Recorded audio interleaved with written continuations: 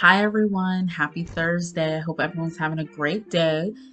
We are officially 12 days away from my birthday. But that's not what this is about. We are getting in depth with Hawkeye Part 3. Love this episode, chocked full of Easter eggs and references to maybe future characters, future events. And it was just so much fun to watch. But let's not even waste time. So we open up our first little part of this episode is our origin story for Maya slash Echo. And to me, it was very well done. It didn't feel rushed. Everything was clearly explained and communicated to the audience. And how she got to the point where she is today is clearly explained. I loved personally how young Maya was really having to be proactive in her studies and her learning, because she was placed in a school with regular kids, even though she's deaf. So she had to be 10 steps ahead at all times. And I thought that was great because that plays into what she is now and how she can always tell when somebody's lying, or she can notice the small, keen details. All of that plays into how she was raised by her father and everything. So I just thought it was really well done. And, her father's like, you have to learn how to jump between the two worlds by watching. And you see at many points in this episode, she's watching how people move, what they say, and she can just tell if they're full of shit, or in this case, if she can use some type of weakness that they have to her advantage. The main point, well, it's not the main point, but my favorite point of her little origin story was our first tease at Kingpin. He is known as Uncle throughout this entire episode and probably for the entire series. When he reached out, like I said in my initial reaction, and cupped her cheek, that was it. I was so excited. I was like, oh my God, we're actually getting Kingpin. Like, it had to be. The man was taller than the damn screen. Like, come on. Now, I'm very convinced that it's Kingpin. I'm probably setting myself up for extreme blue balling. And if that happens, I'll be so upset. We actually see, though, that she lost a leg. That Maya lost her leg. I'm wondering how that came about.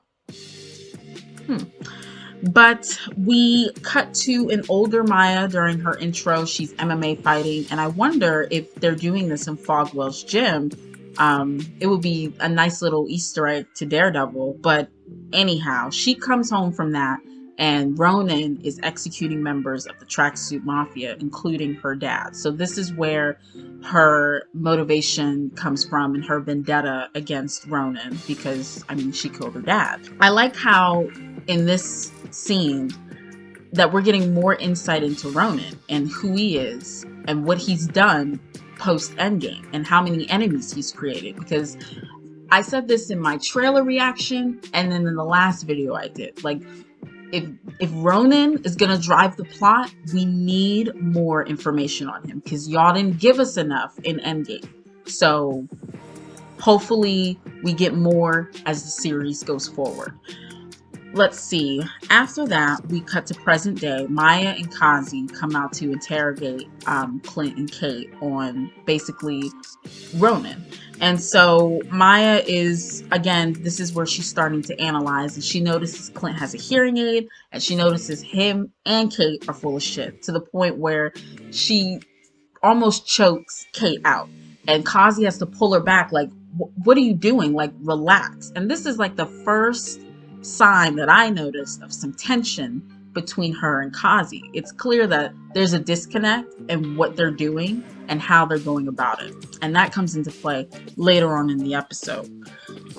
When Maya chokes out Kate for that hot second, I like that this is the first time we see Kate's, I don't want to call it a facade, but this barrier she has, that overconfidence, this is the first time it's dropped, and she's kind of taking in the reality of her situation, and she's actually scared. And Clint reassures her, like, you need to get it together because we got shit to do. We have to go. And I really like that.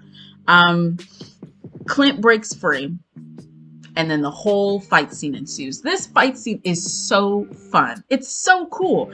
We have Maya fighting Clint. She's bam, knocks out his hearing aid, crushes it. Now they're on equal playing field. And I was like, ooh, I like it. Okay. Let me see. When Clint grabs that bow, that's it. He goes ham.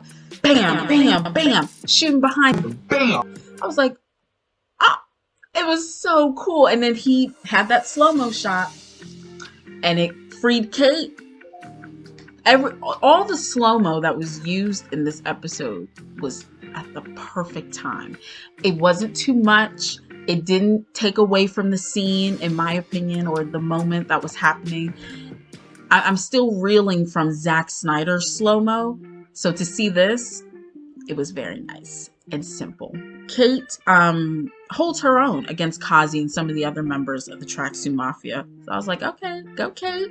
Like I said, Echo and Clint are now on equal footing in terms of their use of sound, because Clint now has a hard time hearing. And I love how him losing his hearing in this portion of the episode, it aids in the improvement of communication between him and Kate. I just thought that was nice and ironic. It worked really well. Clint and Kate escape. They steal a car, and then this is like my favorite moment of the episode. This car chase scene, which was done in one take, because you have the rotating camera and we get different angles of the car and where everyone is and what's happening all at one time. And it was done so well. I love a good one take action scene. It reminded me of Daredevil. I think Daredevil was a little more ambitious and it was executed like a lot better, but this was great too. You got a sense of what was happening at every point of the car. It really felt like you were there with them. So that was awesome. We got trick arrows. This is what I wanted to see from Green Arrow. You know, the Arrow show in the CW, but they decided to just make him Batman. Whatever. But we have our trick arrows. From what I saw, we had a putty arrow, an explosive arrow, a suction cup or plunger arrow. We had a web arrow, ? I wasn't sure what to call it. It was the one that Kate shot when they were around the Christmas trees, and it like attracted all the Christmas trees to the car and everything. It was like a web and whatnot. Then we have the acid arrows, which were pretty cool. Some type of arrow that gave out purple mist. We have the USB arrow, which was like a callback almost to What If, because they used that arrow to plunge in Ultron's eye. I wonder if that's going to come into play later on this season. And then we have the Pym arrow, which was like the coolest moment of the entire car scene when he shot it. And then we have this giant ass arrow and it crushed the truck. Kate's reaction was my reaction. We get another great slow-mo shot of Kate and Clint. They're jumping off the bridge to escape the mafia. I like this little moment in the train. Clint pays Kate her dues in terms of being a great archer. Their partnership duo, amazing. And I'm so glad, because it really is the backbone of the show. And so far, I love their dynamic. So we cut from that and we're back at Kate's grandmother's apartment. I believe that's what it was. And we get this really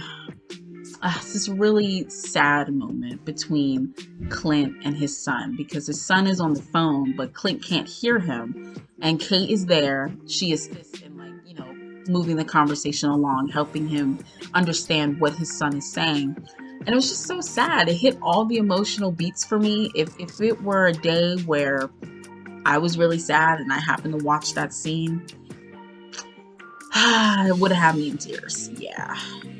It was a quiet, endearing moment, but it hit. But we cut away from that. We're back with the Tracksuit Mafia. Kazi and Echo have a conversation. So now you really start to see there's some dissension between the two of them, because Maya is like going ham to try and catch Ronin, and Kazi's like, what are we doing? Like, we're supposed to be low key. I hope Uncle doesn't find out because he's not going to be happy about that. Woo, woo, woo, woo, woo. We've seen this before. A leader of an organized crime gang, they have a vendetta against our protagonist, and it overtakes what the gang is trying to do as a collective. What usually happens is that person is phased out and a new one is phased in. I don't know if that's going to happen here because it looks like Kazi may have some feelings for Echo. I wouldn't be surprised if he did. So I don't know if she'll be phased out and he'll come in at the end of the series. But I wonder, because we are getting a solo series on Echo, does this mean because of her actions here, is she going to have issues with Kingpin going forward? Like, is she going to go up against her uncle? That would be very interesting. Or are they going to give her some sort of redemption arc? You know how they like to do that. But we'll see. I'm very intrigued. I'll just say that. So we cut away from that. Clint gets his hearing aid fixed, and him and Kate are at some type of diner or restaurant having a conversation, and Kate brings up the idea for him to don a more recognizable comic accurate suit. She slides this drawing that's basically his comic accurate suit. I was so here for it. I was like, oh, they even got the helmet with the H on it, which I haven't seen since Avengers Earth's Mightiest Heroes.